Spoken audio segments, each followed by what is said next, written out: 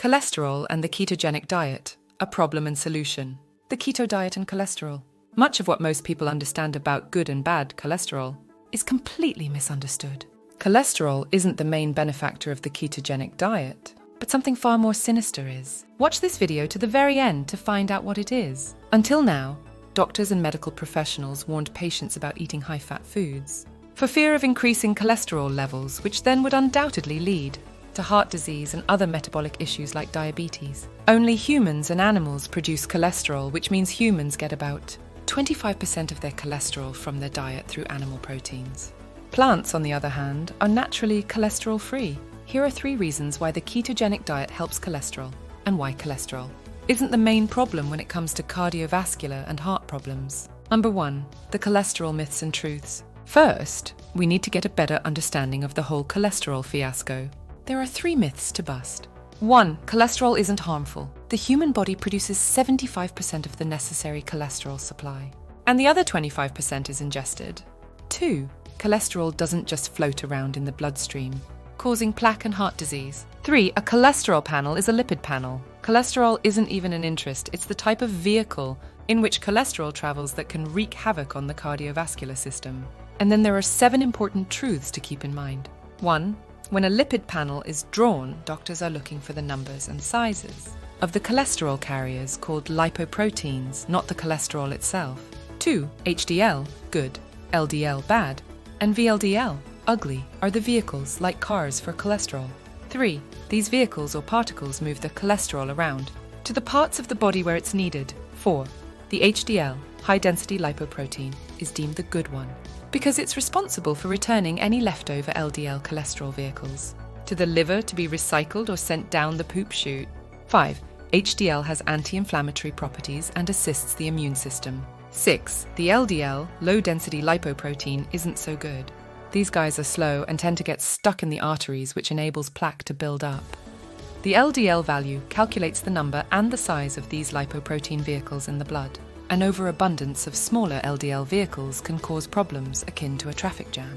The best scenario is where there are a lower number of lipoprotein vehicles, and they're bigger. 7. Then there is the VLDL, very low-density lipoprotein, which doesn't even carry cholesterol and instead carries around triglycerides. Triglycerides are the byproduct of leftover and unused sugars, carbohydrates that need a place to hide. They are smaller than LDL cholesterol carriers, and so the risk for heart disease is much greater. In summary, cholesterol gets a free ride and a bad rap. Lipoproteins are just trying to do a good job for the most part. And eating foods high in carbohydrates and sugars is the real problem. Such foods are processed and ultra-processed foods high in pro-inflammatory, omega-6 fatty acids, an overabundance of which leads to chronic inflammation. This is the real killer that leads to heart disease, not cholesterol. Did you know that most people who have heart attacks have normal cholesterol levels? So why do the medical profession and Big Pharma push statins onto unsuspecting patients using cholesterol levels as the main reason for heart attacks? Don't be afraid to ask questions if you ever find yourself in this position. Are you finding this video interesting and helpful? If so, please feel free to give a thumbs up, leave a comment below the video, and share with people you think will find this video useful. And if you're interested in finding out more about the secrets of the keto diet, please subscribe and kindly click the grey bell icon to be notified of future videos being uploaded to the Natural Health Guys channel. Number 2. How does keto help cholesterol levels? Research has shown improved lipid panels in men and women in several studies. A low-fat diet versus a ketogenic diet has also been examined and studied specifically for lipoprotein improvements. Studies have been conducted for as few as 24 weeks to more than a year. The common factors in research have so far shown: 1. Triglycerides decrease due to the ketogenic diets, limitations on carbohydrates and refined sugars. 2. An increased LDL carrier size. 3. An increase in the number of HDL carriers to deal with the LDL. 4. Decreased body mass index and weight. And 5. Better blood glucose readings. This is good and encouraging news for those struggling with an out-of-balance lipid panel, weight loss problems, and glucose issues. Number 3. The main ketogenic diet features. These include: 1.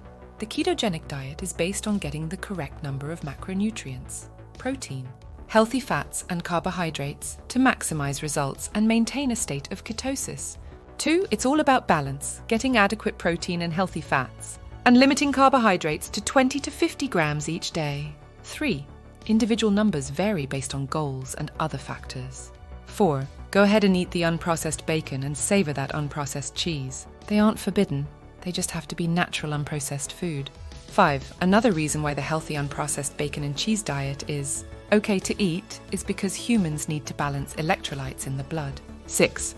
Sodium, potassium, and magnesium are imperative for health and wellness. Some of this can come from animal proteins, but the best sources are above-ground vegetables. Vegetables are a great source of vitamins and antioxidants. Cholesterol, therefore, isn't such a bad guy after all. Summary and conclusion. The ketogenic diet can assist in correcting a lipid panel, along with providing many other health benefits as follows. 1. Whilst there are 3 types of cholesterol, it's not necessarily the cholesterol itself that causes cardiovascular health problems. It's the lipids, which are the vehicles that carry the cholesterol around the body, that are the problem. 2. One type of lipid doesn't even carry cholesterol. It carries triglycerides, which are leftovers from carbohydrates and sugars. It's these that are the bad boys, as they come from pro-inflammatory processed and ultra-processed foods, causing chronic inflammation, thereby greatly increasing the risk of cardiovascular disease. 3. Because the ketogenic diet restricts carbohydrates and sugars. It therefore helps the body to balance both cholesterol and triglyceride levels. We hope you found this video, Cholesterol and the Ketogenic Diet, a problem and solution, helpful and of interest. Please feel free to give it a thumbs up, leave a comment or pose a question below the video, and share it with people you think will find the video worth watching. And if you're interested in finding out more about the secrets of the keto diet, become an exclusive subscriber of this channel. Just click the subscribe button in the bottom right corner of this video, and then click the grey bell icon to be notified of future videos being uploaded to the Natural Health Guys channel.